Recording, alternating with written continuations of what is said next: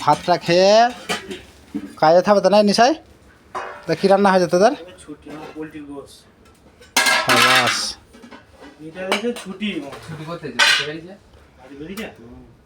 আর ভাটি ভাটি জিন্দগি আর হয়ে গেল।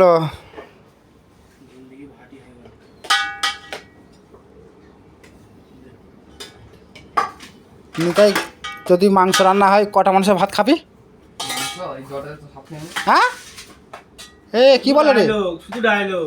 মানে ওই পোলট্রির মাংস বেশি খাস না এমনি ইয়ের মাংস বেশি খাস? পোলট্রির মাংস।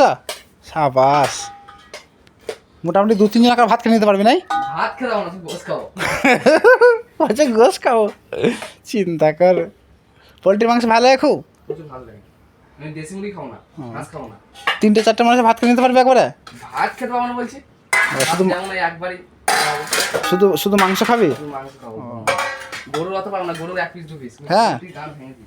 আচ্ছা তা বেশ। কচকচে হলে তো হ্যাঁ মাছ নেই। কচকচি তো এমনি রুটি দিয়ে ভালো লাগে নাই? রুটি দিয়ে তারপরে কচকচি একবারে ভাজা হবে আর ডাল হবে ভালো, কিন্তু কচকচি দেশে খায় না কেউ জানিস? হ্যাঁ সত্যি খাই না দেশে কচকচি কেউ খায় না। আমি কোনোদিন কারোকে দেখতে পারি যে কচকচি খেয়েছে সবাই, কচকচি কেউ খায় না।